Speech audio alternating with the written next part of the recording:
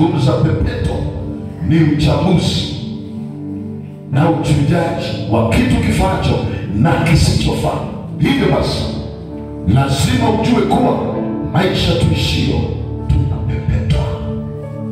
Hivyo basi lazima ujue maisha tuishio tunapepetwa. Tuko kwenye pepeto. Tuko kwenye pepeto.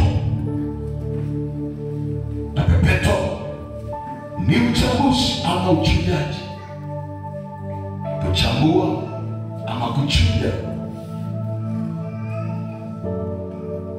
Na shabaha kubwa ni kutenganisha kinachofaa na kisichofanyaje? Kisichofaa.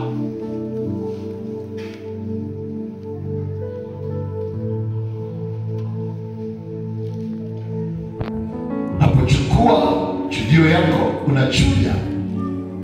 Pika chai yako, pika ni maziwa yako,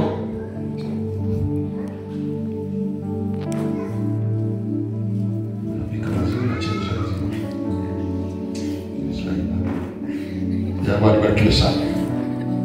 Sasa unapochemsha maziwa yako, unaweka chujio. Shabaha kubwa ni kuhakikisha kinachofaa ndio kiende kwa ajili ya matumizi tayari, na kisichofaa kitabaki kwenye ile chujio yake ndani yake. Alafu baadaye kumuta, maanisha kwamba nisinitaka ni makapi yaende huko. Hivi hivyo unapochagua mchele na kuanza kupepeta, unachopepeta ni kuchambua. Kinachofaa kitabaki kwenye ungo, kisichofaa kitafanyaje? Kitaondolewa. Na hata kisipotoka bado utalazimika kuweka ungo wako na kuanza, kiwezekana unaweka mlima ng'ambo, unaanza kusogeza kidogo. Unaona kuna jiwe, unaona alifanya, unaona kuna chuya nzito, unarusha kule. Manake mwisho wa siku tabaki kinachotakiwa baada ya kupepeta na kuchambua. Sema amina kwa jina la Bwana. Sasa lazima ufahamu, mwana wa Mungu, tuko kwenye pepeto katika safari ya mbinguni. Tuko kwenye pepeto. Tuko kwenye pepeto kwenye safari ya kwenda kwenye ufalme wa Mungu.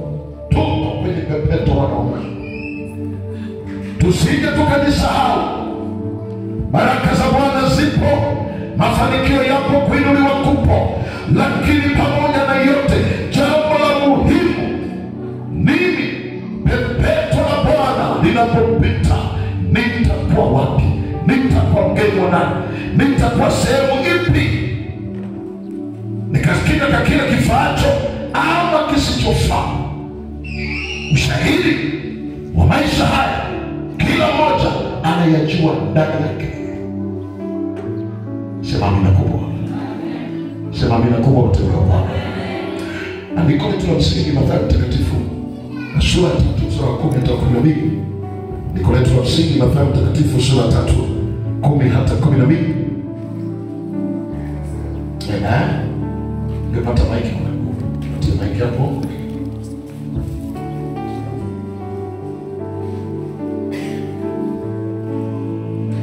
Mathayo Mtakatifu sura ya 3 kuanzia 10.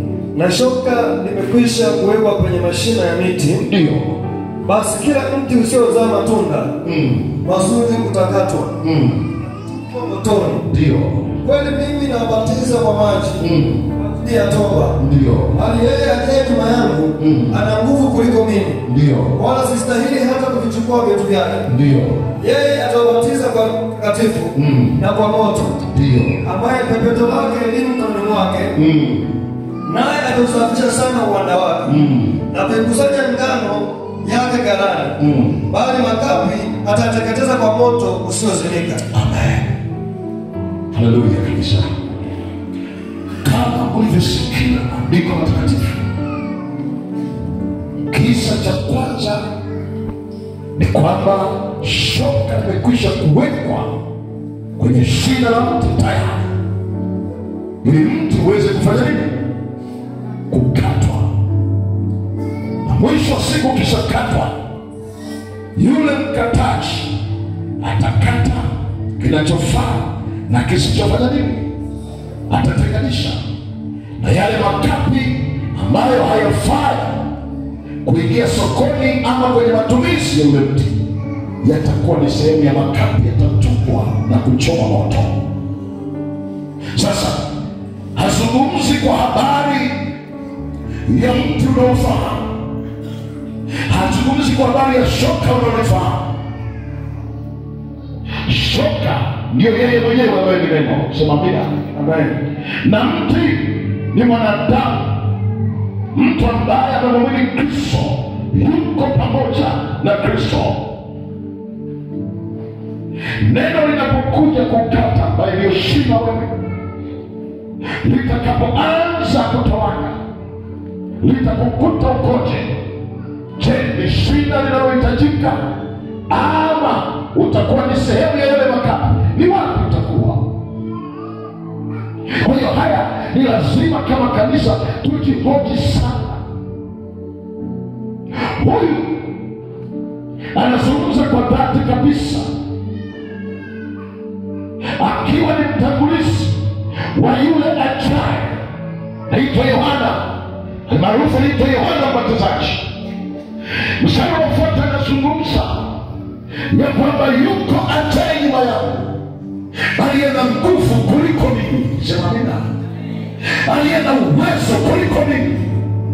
Mimi namubatiza kwa maji, lakini yeye atamubatiza kwa Roho Mtakatifu na kwa moto. Sema amina kubwa.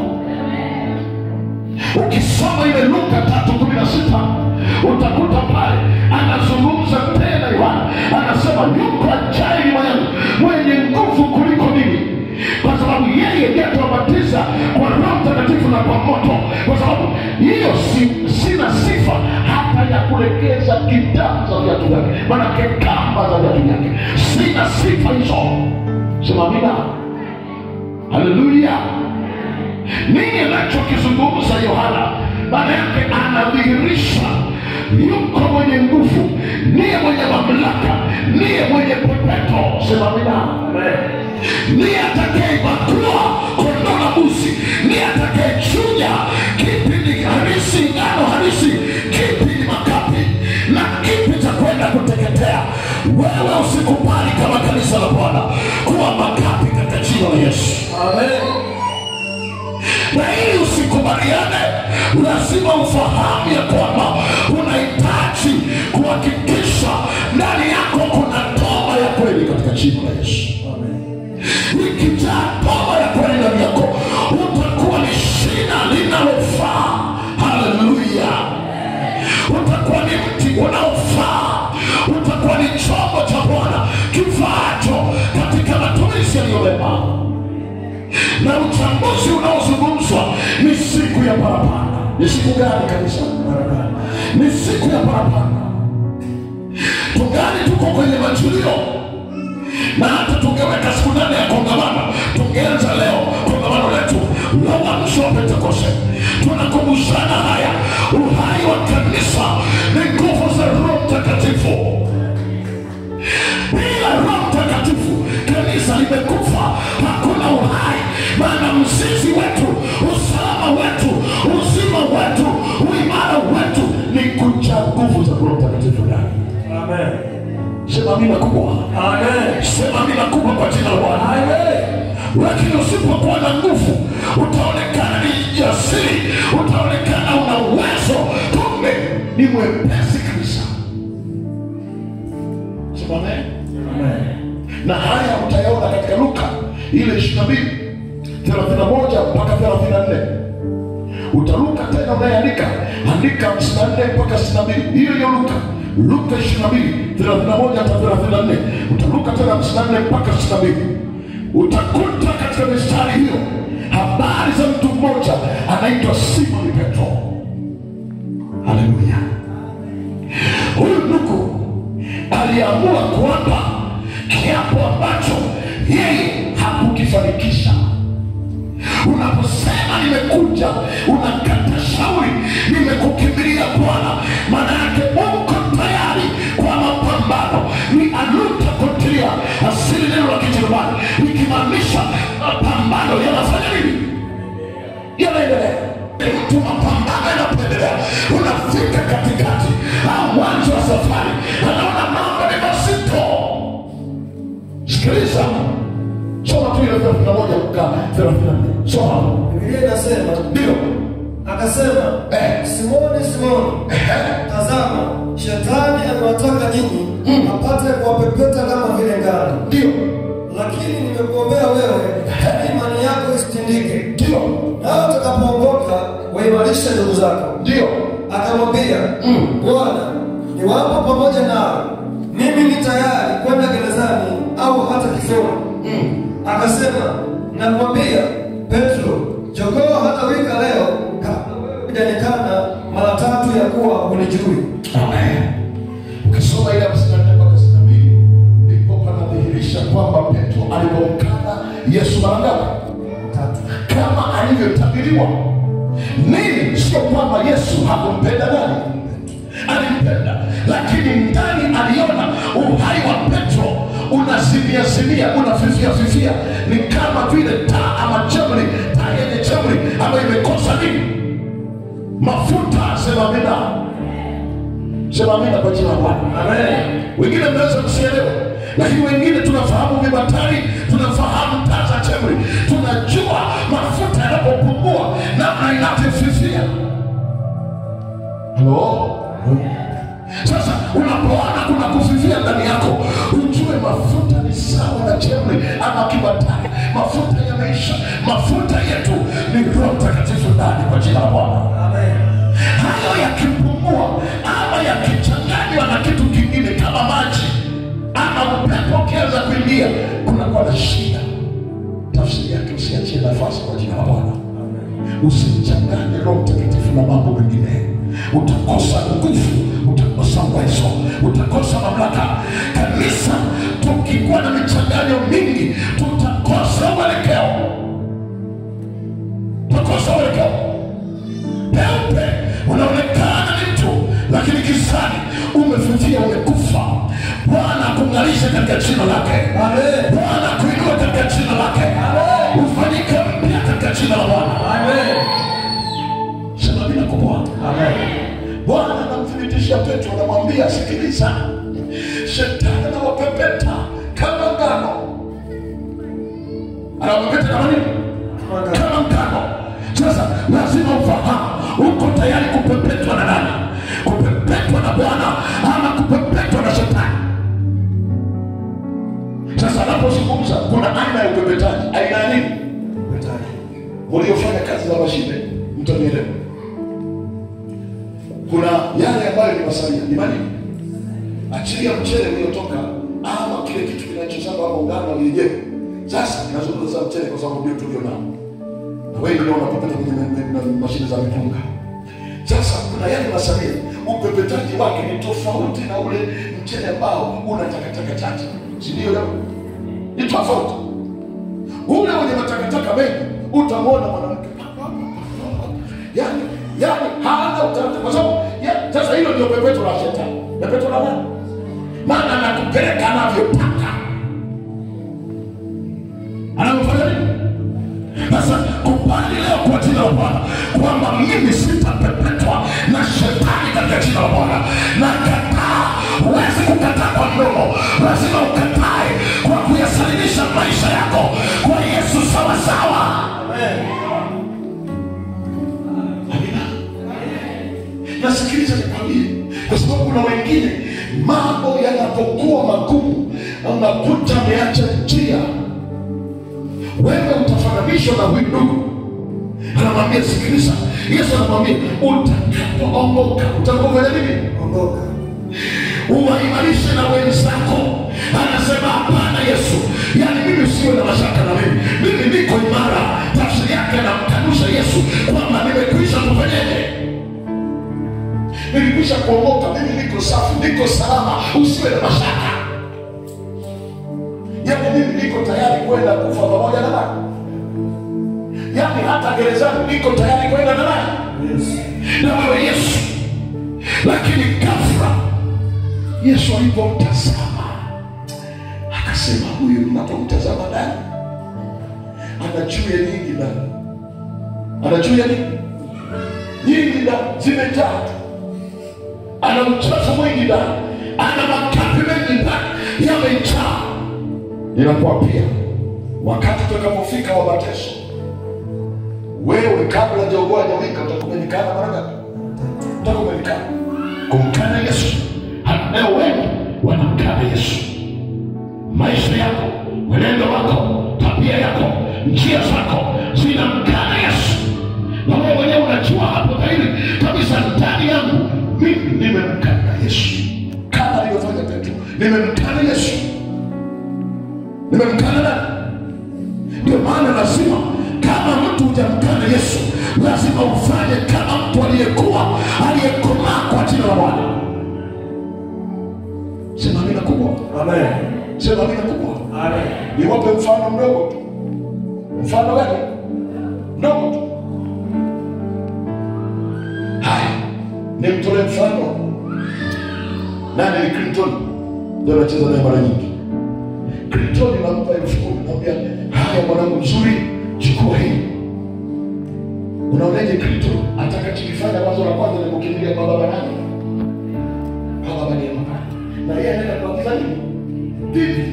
Alafu hana mpango na cheki, maana haijui hiyo thamani yake. Yeye akishapata pipi amefanyaje? Amemaliza naenda zake. Tuko pamoja? Tuko pamoja jamani? Kwa hiyo pia lazima ufahamu, wewe uliyekomaa, hata mambo yako yafanye kama uliyekomaa kwa jina la Bwana. Na wana 10,000 lazima apewe aliyefanya nini? Aliyekomaa, anayejua thamani yake, anayejua gharama yake, anayejua maumivu yake. Sema amina kubwa. Amen. Sema amina kubwa kwa jina la Bwana. Amen. Wokovu ni sawa na thamani ya fedha. Bwana alipokupa, manake ametambua umekomaa kwa jina la Bwana. Ndio maana amekupa ili usichezee, wala usichafue, wala usikane kwa jina la Bwana. Amen. Kama anasema na watu hapa. Kama mnanielewa, sema amina kubwa. Amen. Lazima ufahamu mambo haya. Lakini kama unakuwa na sura ya Petro, bado wewe hujafikia viwango kwa jina la Bwana. Na nimerudi tena teketea, uanze kufundishwa tena kwamba sasa wokovu ni 1, 2, 3. Sema amen. Sema amina kubwa. Amen. Petro ni pamoja na hasira, kiburi, majivuno na kila namna zote, michanganyo, dhambi zimejaa. Wakati mwingine huwezi kutofautisha nani aliyeokoka, nani hajaokoka. Soma Ufunuo 21 mstari wa 8.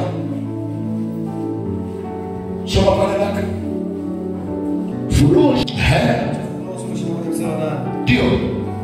Bali waoga, wasioamini, na wachukizao, na wauaji, na wazinzi, na wachawi, na hawa waabudu sanamu, na waongo wote, sehemu yao ni katika lile ziwa la wakala moto na kiberiti. Hii ndiyo mauti ya pili. Jina la Bwana libarikiwe. Mafundisho haya tunayafundisha sana nje, tumejisahau ndani kwa jina la Bwana. Tumejisahau. Ndio anafika wakati mtu anajipekua mwenyewe, anaangalia kwamba mimi siwezi kuendana na moto wa makanisa ya kiroho. Unaona tu, ukianza kuona mtu anaanza kumisisi ibada, mtu hafiki nyumbani wa Mungu mwezi wa kwanza, wa pili, wa tatu, halafu hana sababu za msingi, tayari haya mambo miongoni mwa haya yuko ndani yake. Yuko wapi? Kwa sababu haya yanazima kiu ya Roho Mtakatifu ndani, na anaondoka, kwa sababu ni sawa. Roho Mtakatifu ni sawa na ndege anaitwa njiwa. Sema njiwa. Njiwa. Yule njiwa mimi nimemfuga, na kwambia akiona uchafu kwenye banda anaondoka. Umemfukuza, umefanya, anajiondokea mpaka usafishe tena ile banda, utoe uchafu. Maana maandiko, bali waongo, bali waoga, wazinzi, waabudu sanamu, wachawi, watu wa namna zote, hao wote sehemu yao ni katika ziwa liwakalo moto na kiberiti. Kataa kwa jina la Bwana kuwa sehemu ya watu ambao watakuwa katika mambo ya ajabu. Watakuwa ni makapi. Wenye sifa hizi ni makapi katika ulimwengu wa roho. Ni manini? Ni makapi. Kwa hiyo lazima ufahamu na utambue, mimi namhitaji Kristo, namhitaji Bwana aliye hai, nahitaji nguvu za Mungu zilizo hai. Kwa nini nimchanganye Bwana, nimchafue Roho Mtakatifu ndani? Kumbuka katika ile ni Wakorintho wa kwanza 3:16 inasema, je, hamjui ya kuwa ninyi ni hekalu takatifu ambapo Roho wa Mungu anakaa ndani yenu? Sasa kama unajua wewe ni hekalu la Roho Mtakatifu, usilichafue hekalu la Bwana. Kanisa, usilichafue hekalu la Roho Mtakatifu. Bwana anakuja na pepeto lake, na hii ni mapepeto haya. Wanapopepeta anaona kuna uoga ndani yako, anaona kuna uoga ndani yako. Bwana hataki atawaoga. Bwana anataka watu wana uthubutu. Uoga ni pepeto, utapepetwa. Ni makapi uoga. Uoga tuna wengi sana. Tunaona sasa kama mtu tu umechukua kadi mwenyewe, umesema nipeni kadi, inafika siku ya changizo umekimbia. Wewe si uoga tu. Sema bila kupona. Amen. Hivi wengine wanasaidia wamekuja nyumbani. Wengine wamepata tudharura tusizo na sababu. Anasaidia. Wiki ya kwanza anakausha, wiki ya pili anakausha, wiki ya tatu anakausha, wiki ya nne ndio. Jamani vipi huko? Wanaendelea na lile tangazo lile. Sasa hivi kumezima.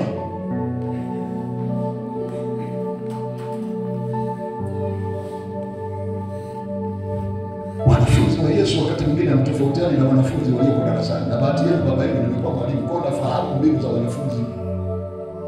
Tuko pamoja? Wanafunzi anaweza kamyote kijua anakosa fulani, alafu anaulizia wenzake, "Oya wanangu inakuaje huko?" Anaona ile ishi imepoa sasa, ndio anaanza kuona huyo. Hata wanafunzi wa Yesu nao wapo wa namna hiyo. Sema amina. Na hii ni ndogo, bado tujaanza ujenzi. Tujaanza nini? Ndio utakapoona kasheshe yake nyingine tena. Bali mtatoa hela kwa jina la Bwana ni hai. Weka bora tujijue tuko wangapi, tutaendelea hao kwa jina la Bwana. Lakini kujenga ni lazima katika jina la Bwana. Ni lazima. Yaani adui ataka sote. Sema amina. Sina. Utakuwa nacho tu kwa jina la Bwana. Sema amina kubwa. Sema amina kubwa. Sema amina kubwa kwa jina la Bwana. Sema amina kubwa tena kwa jina la Bwana. Amen. Hebu sikiliza nikwambie, Biblia inasema na wasiwani na wasifeli. Unajua kuna watu ambao achilia umemwamini Kristo ndio, lakini kuna mambo yanaendelea. Wewe huamini tu na wewe ni makapi tu kwa jina la Bwana. Na wewe ni hiyo sijaelewa leo. Na wewe ni makapi tu. Sasa usiwe kapi kwa jina la Bwana. Kila kitu kati kwenye madhabahu ya Bwana kiamini katika jina la Yesu. Amen. Mimi sikuitwa kuja kukudanganya wala kusema uongo hapa. Wala sijawafundisha wazee wangu wa kudanganya hapa. Niwepo nisiwepo, watakwambia kweli yote kwa jina la Bwana. Niwe ni mimi au ni mama mchungaji au ni wazee wa kanisa, wala ni mashemasi, hawatakwambia uongo kwa jina la Bwana. Amen. Hello? Sema amina. Amen. Wala viongozi wangu wa idara kwenye idara zetu hawatakwambia uongo. Wewe wasikie waamini kwa jina la Bwana. Sema amina kubwa. Amen. Na kama mtu akileta uongo ni yeye binafsi. Ni yeye binafsi. Hello?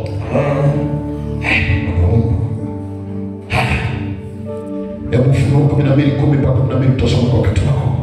Tumalizie Luka 9:23. Malizia Luka 9:23.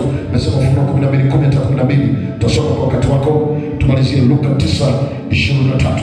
Twende pale. Biblia inasema akamwambia wote, mtu yeyote akitaka kunifuata na ajikane mwenyewe, ajitwike msalaba wake kila siku anifuate. Biblia inasema akamwambia mtu awaye yote akitaka kunifuata sharti afanyeje? Ajikane mwenyewe. Ajikane mwenyewe. Kujikana mwenyewe maana yake ni kujikataa mwenyewe. Ni sawa na kwamba nyoka yuko pale, umeamua kushika mkia wake. Sema amina. Kushika nini?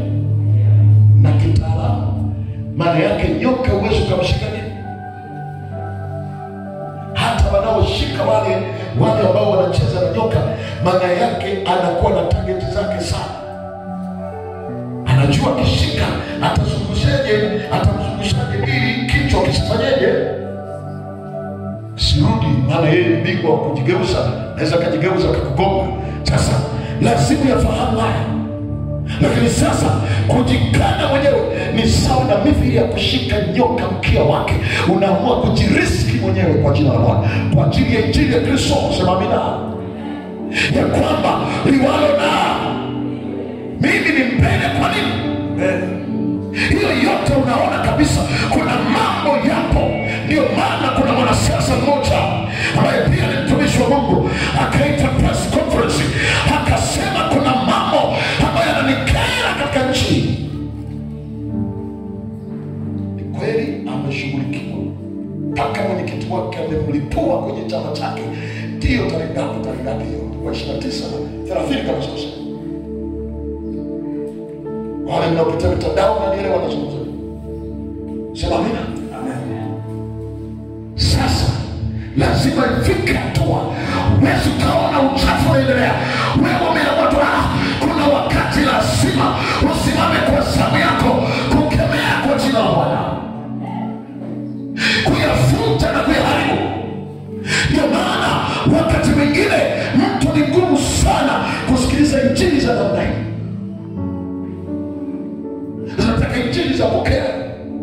Hapa ukija utapokea, hapa ukija utatwangwa kwa jina la Bwana. Injili zote za kale na kale zipo, mpya zote zipo. Sema amina. Amen. Zote zipo. Sema amina kwa jina la Bwana. Amen. Roho Mtakatifu ananiambia kaseme nini? Hicho kitakachofuata. Halo? Halo?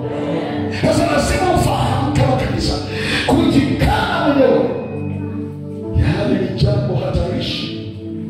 Maana kumeamua kujitoa mwanga.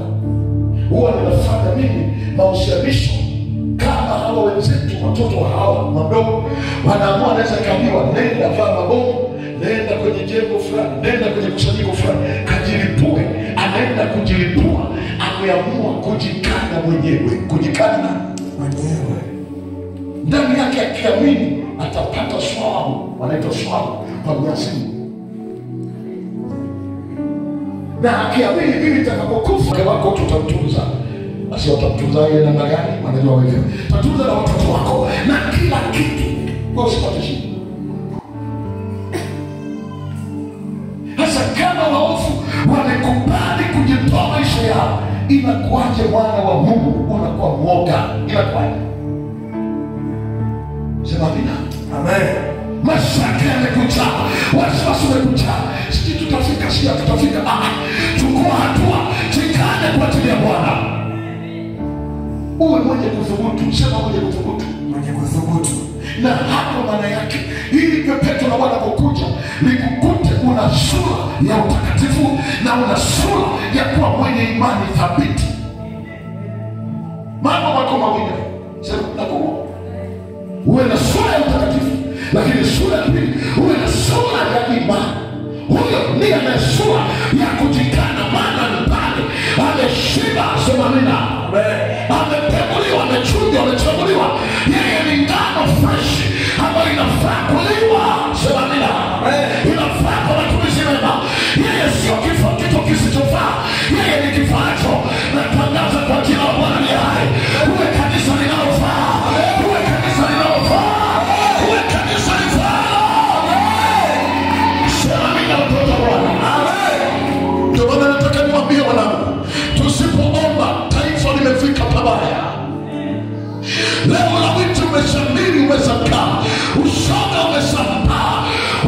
masakana, machafu na machafu yamejaa kanisa. Tusipopona macho tutachafuliwa. Na usifikiri dunia ikiharibika kizazi chako au chako kimepona ikashuhudia watoto shule fulani Tanzania hii, mwalimu na wahoji wanajieleza, huyu akamfunua huyu akamwonyesha mtoto siviko darasa la ya shule ya msingi. Kwa usifikiri kwamba umepona, haujapona kwa jina la Bwana. Lazima tuone uchungu, tupate uchungu. Kanisa la kizazi kimeharibika. Yule mwana harakati Kaveri Kahabi akaonyesha tukio moja, vijana wa sekondari hawa boys wamegeuzana kabisa kwenye mwili lao. Wewe unakaa unafikiri mwanao yuko sawa, anatoka shuleni tembea yake haieleweki, na wewe una mpango wa kufuatilia, kumbe wamemharibu. Ni mambo ya ajabu. Ni mambo ya nini? Ya ajabu. Ni kweli mambo yalianza leo? Hajaanza lini? Mimi nikiwa form 6, bwana mdogo mmoja alikuwa anashiriki form 2 form 1, kumbe anaharibiwa kwenye mwili, sisi hatujui. Usifikiri mambo yanaanza leo, hajaanza leo. Lakini leo yameshamiri sana. Yameshamiri sana. Mwaka juzi nilikuwa namtafutia ndugu yangu mmoja sekondari. Nikaenda sekondari moja nificha. Nilipofika ile kwa shule kaniambia, mchungaji, vitanda vimeisha.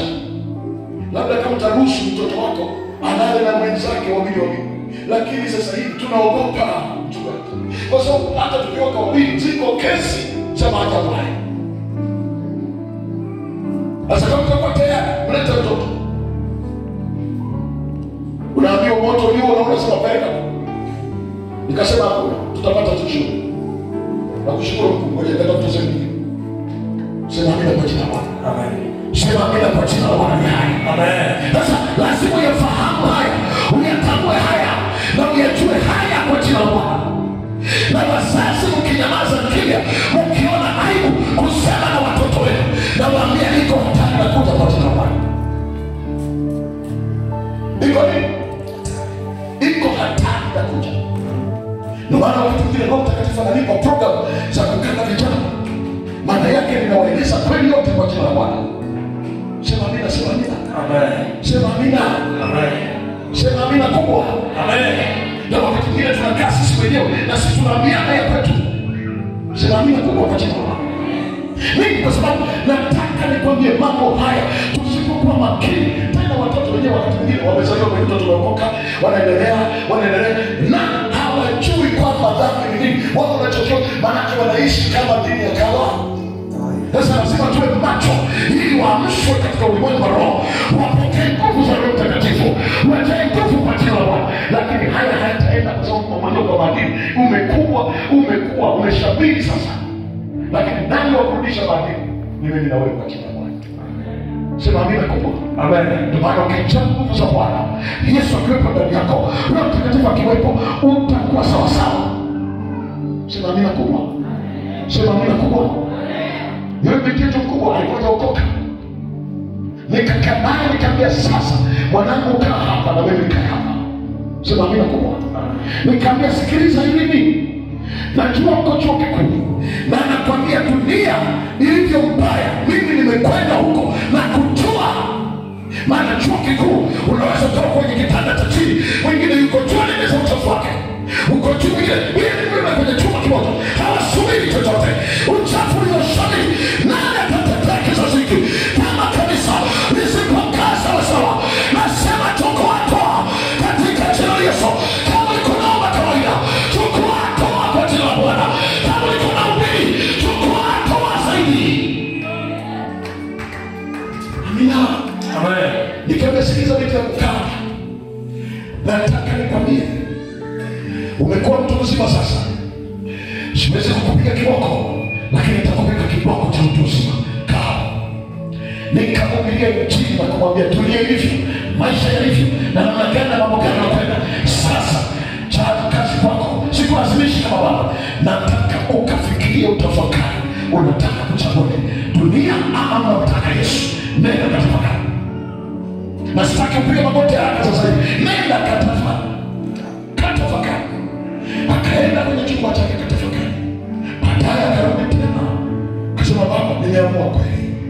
Nataka kumpata Yesu. Kwa sababu ninajua usumbufu anaupata. Hata kama siko naye, lakini najua anapata nini? Sema amina. Sema amina kwa jina la Bwana. Kanisa, Mungu atusaidie. Elewa, tukija nguvu za Mungu, utakuwa umemwokoa mwenzako. Utaokoa uzao wako. Tutaokoa uzao wa kanisa kwa ujumla. Na Mungu akubariki. Simama chini.